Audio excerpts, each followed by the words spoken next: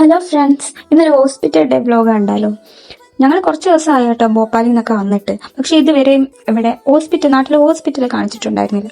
സത്യം പറഞ്ഞാൽ കൺഫ്യൂഷൻ ആയിരുന്നു, ആരെ കാണിക്കും, ഏത് ഹോസ്പിറ്റലിൽ കാണിക്കും, എല്ലാം നോക്കണ്ടേ. അങ്ങനെ കുറേ പേരെടുത്ത് ചോദിച്ച്, കുറേ പേരുടെ ഒപ്പീനിയൻ ഒക്കെ ചോദിച്ച് നമ്മൾ ലാസ്റ്റ് NSൽ സാക്ഷാ ഡോക്ടറിനെ കാണിക്കാമെന്ന് തീരുമാനത്തിലെത്തി. പിന്നെ ഞാൻ ഈ ഡോക്ടറിനെ പറ്റി ഗൂഗിളിൽ നോക്കിയപ്പോഴും നല്ല കുറേ പോസിറ്റീവ് റിവ്യൂസ് ഉണ്ടായിരുന്നു. അങ്ങനെ ആ ഡോക്ടറെ തന്നെ കാണിക്കാമെന്ന് വിചാരിച്ചു. അങ്ങനെ 2 ദിവസം മുന്നേ ഞാൻ വിളിച്ച് അപ്പോയിൻമെൻ്റ് ഒക്കെ എടുത്തിട്ടുണ്ടായിരുന്നു ഡോക്ടറിന്. ഒരു 11 മണിയുടെ സ്ലോട്ടാണ് നമുക്ക് കിട്ടിയത് കേട്ടോ, ബാക്കിയെല്ലാം ബുക്ക്ഡ് ആയിരുന്നു. പിന്നെ ഇപ്പം റോഡിലൊക്കെ നല്ല പണി നടക്കുമല്ലേ, അപ്പം വളരെ മോശമാണ് റോഡിൻ്റെ അവസ്ഥ. കുണ്ടും കുഴിയും അതുപോലെ തന്നെ ബ്ലോക്കും എങ്ങനെയൊക്കെയോ അവിടെ എത്തി. നമ്മളൊരു 10 മണിയായപ്പോൾ ഇറങ്ങിയതാണ് കേട്ടോ. ഒരു 11:15 ആയി കാണും അവിടെ എത്തിയപ്പോൾ. അങ്ങനെ ഏട്ടൻ എന്തായാലും സൂക്ഷിച്ചാണ് വണ്ടി ഓടിക്കുന്നത്, കാരണം നമ്മൾ മാത്രമല്ലല്ലോ, ഭാവിയും കൂടി ഇല്ലേ, അതുകൊണ്ട് സൂക്ഷിച്ചാണ് വണ്ടി ഓടിക്കുന്നത്.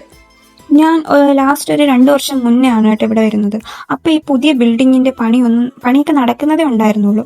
ഇപ്പോൾ ആണ് പൂർത്തിയായത്. ഇപ്പോൾ മദർ ആൻഡ് ചൈൽഡ് എന്ന് സെപ്പറേറ്റ് ഒരു സെക്ഷൻ ആക്കിയിട്ട് ഒരു ബിൽഡിങ്ങിലാക്കിയിട്ട് അങ്ങോട്ടേക്കാക്കി.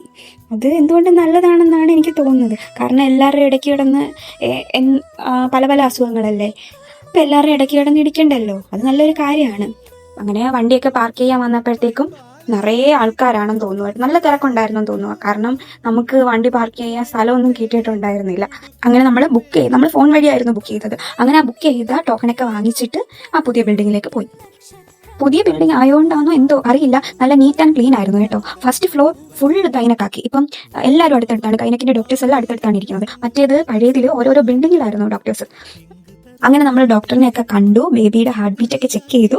അപ്പോൾ നോർമൽ ആണെന്ന് പറഞ്ഞു. പിന്നെ എനിക്ക് കുറച്ച് ബ്ലഡ് ടെസ്റ്റ് ഒക്കെ ചെയ്യാൻ തന്നായിരുന്നു. അങ്ങനെ സ്കാനിങ്ങും ചെയ്യാൻ പറഞ്ഞായിരുന്നു. പിന്നെ ഡോക്ടറിനെ കണ്ടിട്ട് ഇറങ്ങിയിട്ട് ഏട്ടനാണെങ്കിൽ അടുത്തുള്ള ക്യാൻറ്റീനിൽ നിന്ന് തന്നെ ഒരു ചായയൊക്കെ വാങ്ങിച്ചു കുടിച്ചു കേട്ടോ. അതൊക്കെ കുടിച്ച് കഴിഞ്ഞിട്ട് പിന്നെ നേരെ താഴത്തേക്ക് വന്നിട്ട് ആ പഴയ ബിൽഡിങ്ങിലേക്ക് പോയി. നമുക്ക് ഇത് സ്കാനിങ് ചെയ്യാൻ വേണ്ടിയിട്ട് പഴയ ബിൽഡിങ്ങിലേക്ക് പോയി സ്കാനൊക്കെ ചെയ്തു. റിപ്പോർട്ട് എനിക്ക് കണ്ടിട്ട് വലിയൊന്നും തോന്നിയില്ല, നോർമൽ ആണെന്ന് തന്നെ തോന്നി. പക്ഷെ എന്തായാലും ഡോക്ടർ പറയണമല്ലോ.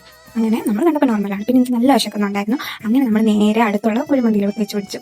നമ്മുടെ മേവർത്തുള്ള മന്തി മനസ്സിലോട്ടാണ് കേട്ടോ ഞങ്ങൾ പോയത്. ഏട്ടന് കുഴിമന്തി വലിയ പ്രിയമൊന്നും അല്ലെങ്കിലും എനിക്ക് ഭയങ്കര ജീവനാണ് കുഴിമന്തി. ഞാൻ ഭോപ്പാലായിരുന്നുകൊണ്ട് മന്തി കഴിക്കാൻ ഇങ്ങനെ ആഗ്രഹിച്ചിരുന്നതാണ് ഇത്രയും നാൾ. ഒരു 7 മാസമായി കാണും ലാസ്റ്റ് കുഴിമന്തി കഴിച്ചിട്ട്. അവിടെ മന്തി ഒന്നും കിട്ടത്തില്ല. അങ്ങനെ ഞങ്ങളൊരു നോർമൽ ചിക്കൻ മന്തിയാണ് കേട്ടോ ഓർഡർ ചെയ്ത്. അങ്ങനെ മന്തിയൊക്കെ കഴിച്ചു. തിരിച്ച് പിന്നെ ഹോസ്പിറ്റലിലേക്ക്. നമ്മൾ ബ്ലഡ് കൊടുത്തില്ലായിരുന്നോ ടെസ്റ്റ് ചെയ്യാൻ, അതിൻ്റെ റിസൾട്ട് കിട്ടാൻ ഒരു 3 മണിക്കൂർ പിടിക്കുമെന്നാണ് കേട്ടോ അവർ പറഞ്ഞത്. അതാണ് നമ്മൾ പിന്നെ ഫുഡൊക്കെ കഴിച്ചിട്ട് വരാമെന്നും പറഞ്ഞ് പോയത്. അങ്ങനെ ഞങ്ങൾ കറക്റ്റ് 3 മണിക്കൂർ കഴിഞ്ഞ് വന്ന് അപ്പോഴത്തേന് റിസൾട്ടൊക്കെ റെഡി ആയിട്ടുണ്ടായിരുന്നു. റിസൾട്ട് നോക്കിയിട്ട് നോർമലായിരുന്നു. ഇനി ഈ റിസൾട്ട് എല്ലാം ആയിട്ട് ഈ റിസൾട്ടും സ്കാൻ ചെയ്തതിൻ്റെ റിസൾട്ടുമായിട്ട് നമ്മളിങ്ങനെ ഡോക്ടറെ കാണാൻ പോകണം. അങ്ങനെ ഡോക്ടറെ കാണാൻ പോയി.